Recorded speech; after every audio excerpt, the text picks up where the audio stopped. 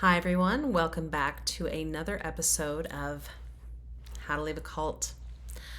I feel like a lot of the episodes have been winding up to what we're going to talk about today, so this will be an interesting one. But to recap on last week, I talked about the friendship relationships and how they had transpired and how we worked together,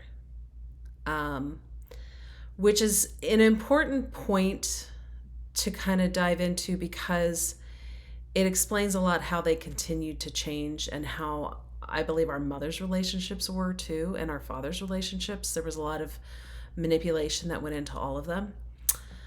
But this week, we are going to talk about how this is the beginning of where the lawsuits really started. This is the beginning of the accusations.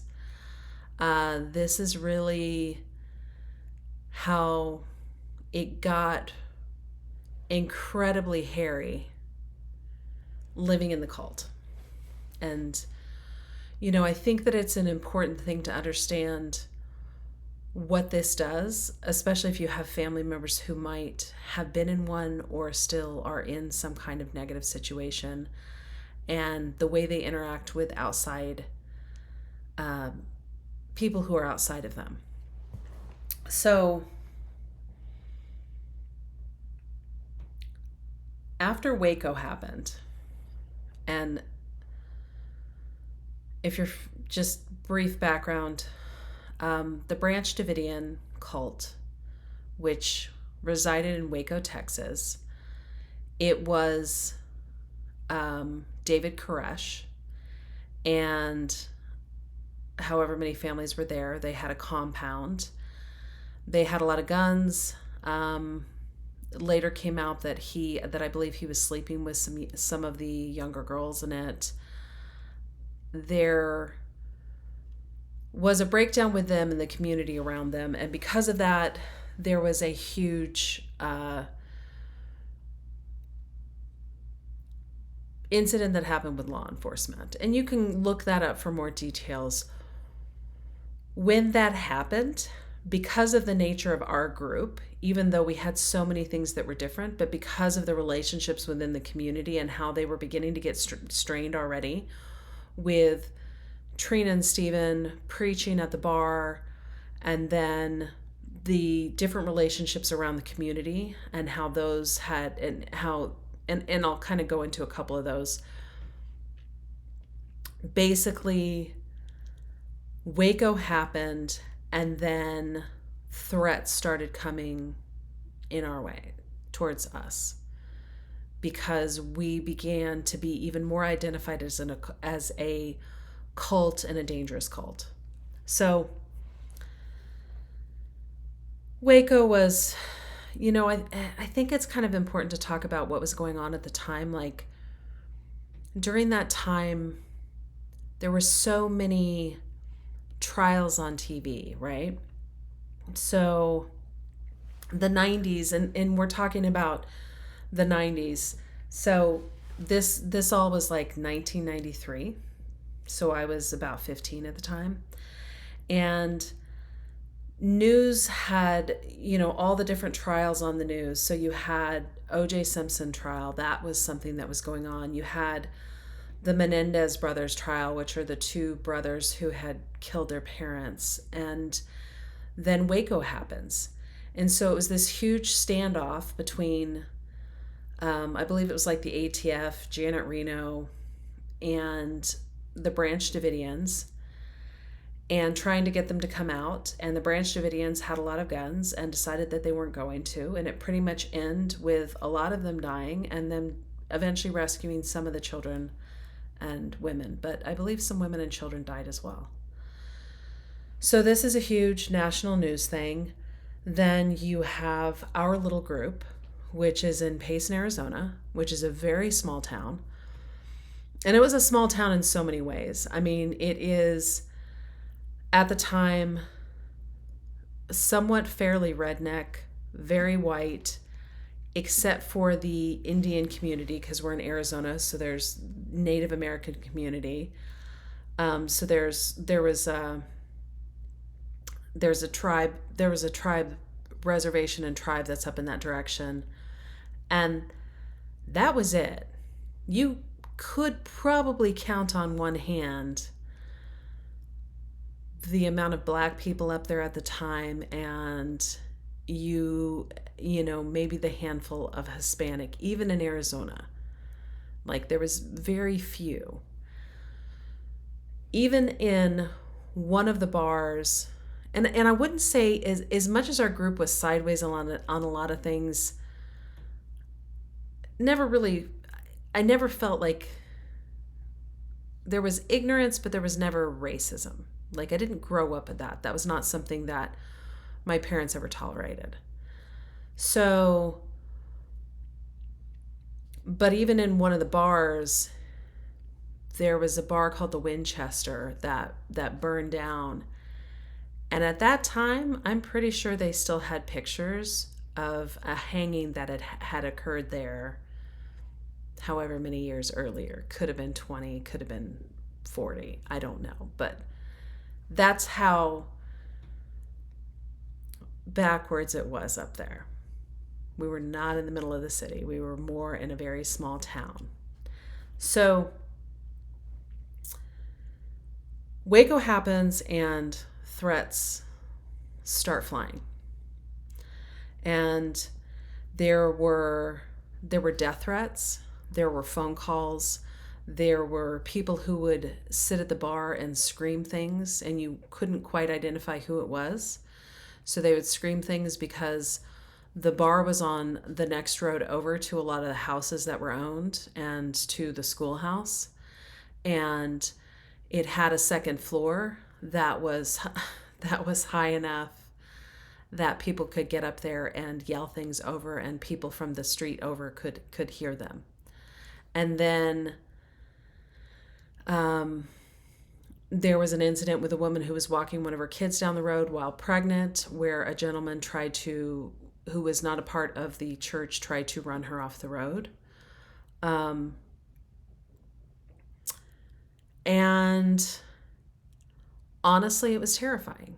And we all knew about everything because everybody always talked about everything. And so there was this incredibly real fear that because of this incident, that somebody really was going to get hurt. It was very, very volatile.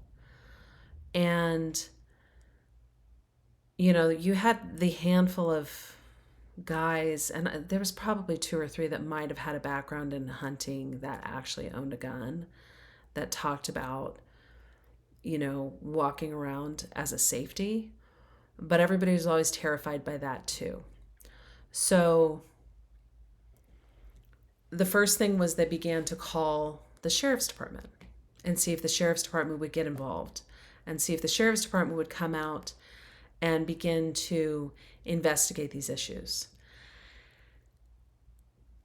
The sheriff had a 2 box of files, probably at least 2 boxes of files on us, on the church, on the charter school that they were trying to get. They had, and the charter school was in process during that time too. So this was their way of finally getting the school paid for that they had been running privately for years. And they did get a charter on it. But he had also been collecting information from Connie Miller. So there was a lawsuit with Connie, and I can't remember her husband's name, but last name Miller. So there was a lawsuit with them and Gila County Sheriff's Department and the Gila County Sheriff at the time. So that was a huge thing that started, because within all of this, the rumors that were flying around is that we were devil worshippers. And this is where you're in this incredibly dysfunctional environment, but the vitriol that's coming from the outside is terrifying.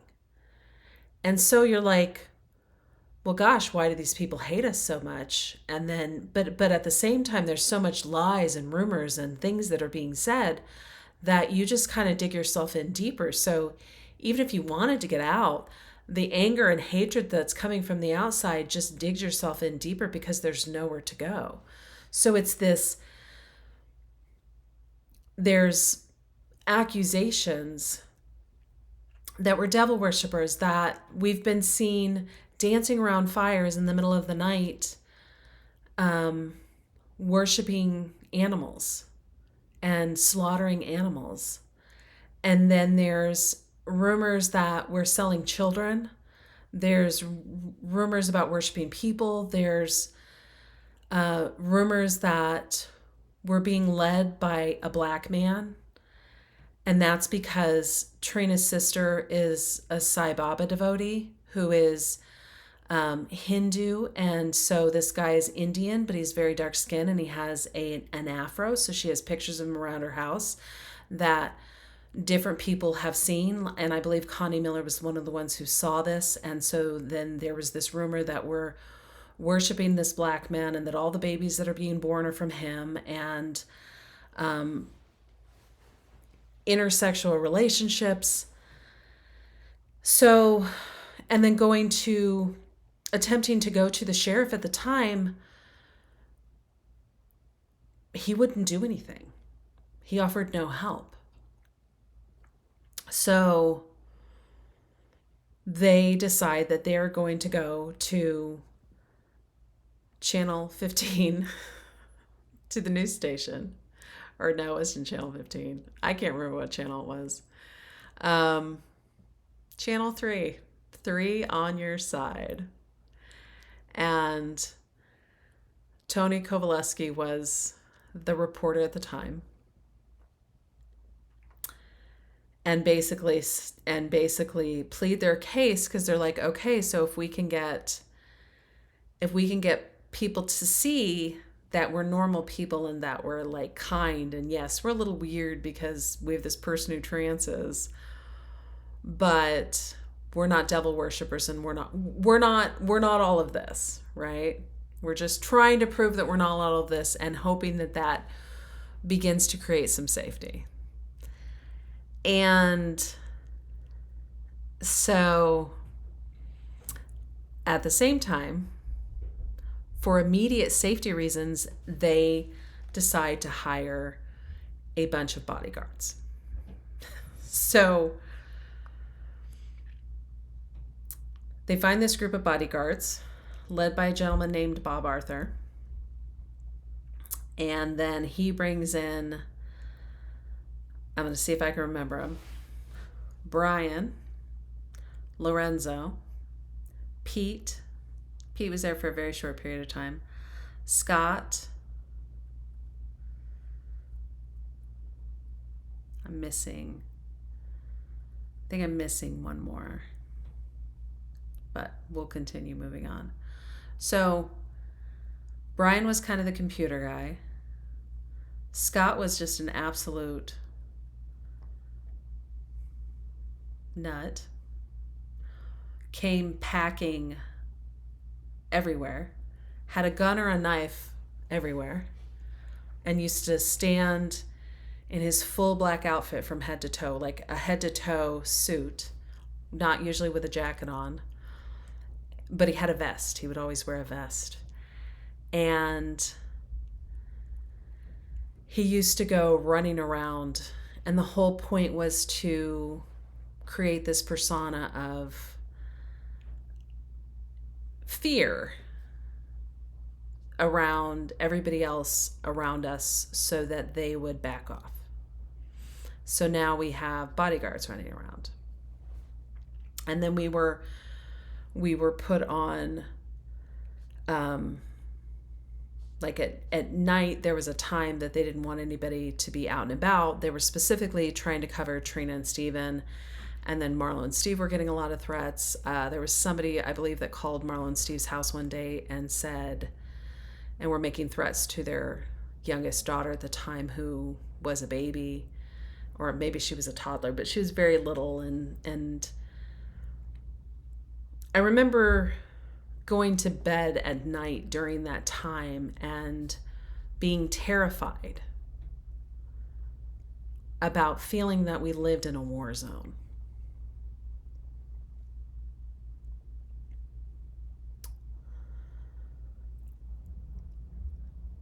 And living in complete disbelief that we lived in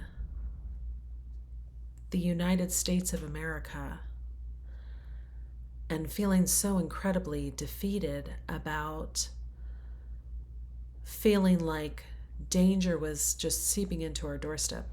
Now, looking back, I have a lot of understanding of that.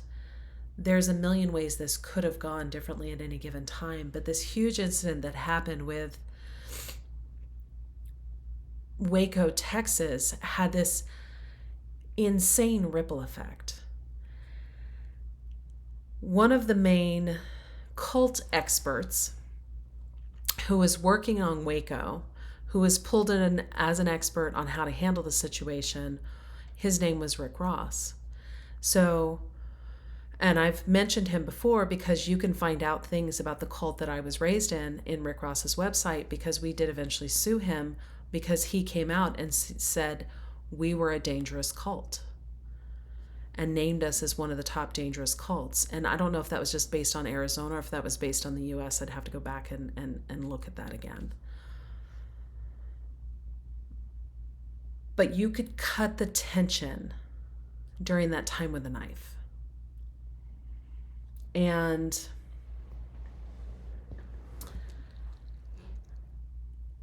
I think that was one of those moments that dug me in deeper into thinking, like,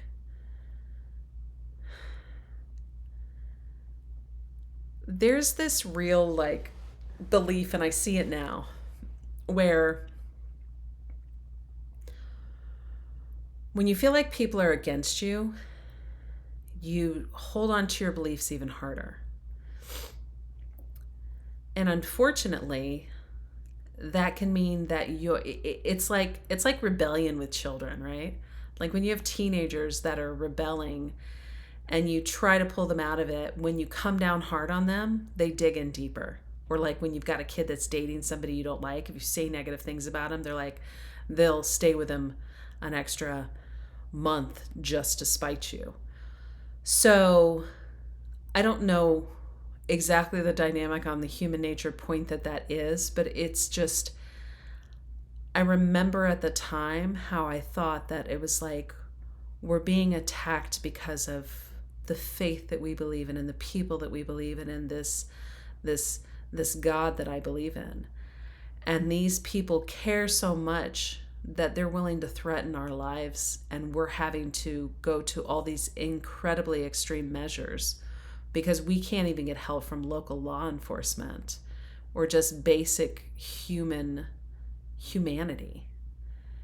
And people are spreading lies about us, and there's nothing to be done.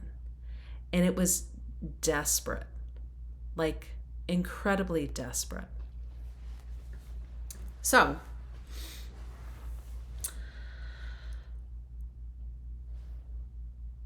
the bodyguards show up, and then they began to be just a huge part of our life. And they were there, and everybody was on lockdown because nobody was allowed to move freely or, do life normally, because there was this fear that, you would get run off the road, or so kids had to be watched very closely. Nobody could just go out and about. Even us as teenagers, we would go out and we would go to events, and we would go to like the rodeo that happened to town.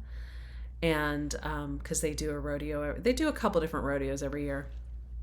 And I remember that year we had to have one of the bodyguards go with us to go to this dance. And so it's all of us with the bodyguard at a dance in town. at 16. So that was interesting. But if you have somebody in a situation and they feel like everything's coming at them, being another source of that is only going to close them off more, and it shouldn't be, but it does. So I would highly recommend, if you're trying to reach somebody, like I've said this before, like the only way to reach somebody who is in that type of situation is by loving them. Loving them. It's not easy to do. They're probably not at a place that they're very easy to love, and they've probably pushed you away from everything that's happened within the group. And it may mean boundaries and time. And hopefully you're able to reach them. Now, if you've been in a similar situation and you've been through some kind of trauma where you felt like you feared for your life because of being a part of a group like this, you know, I tell you, one of the most beneficial things has been doing EMDR, but then the other thing that's been really helpful is understanding that I was a victim and that I don't have to know all the details of everything that went on to know that it was wrong, and that that I don't have to carry that weight. I don't. Doing a lot of this stuff is so that I can begin to let go of and no longer carry those weights. And when I have something that I'm still struggling with, one of the things, and there's a lot of science and research behind this, you guys, when I tell you to do something, it's because I've done the research, because I don't fucking do woo-woo shit. And I don't do woo-woo shit because I've already been in a cult, and God knows I don't need any fucking more of that. So, journaling. They have shown, and there are studies, that if you'd like to let go of a trauma, to journal that, and to do it 4 times. And the protocol is you sit down with a pen and a piece of paper and you write for 15 minutes, don't lift up the pen, and explain everything about the situation. Meaning the people involved, the feelings, you can explain what it looked like, what it felt like, what it smelled like, whatever you want. Go into as much detail as you can about everything about it. At the end of the 15 to 25 minutes, however long it takes you, let it be and walk away from it. Do some breathing exercises. Then do it again on the same thing a day later, or you can do a week later, and do this 4 times.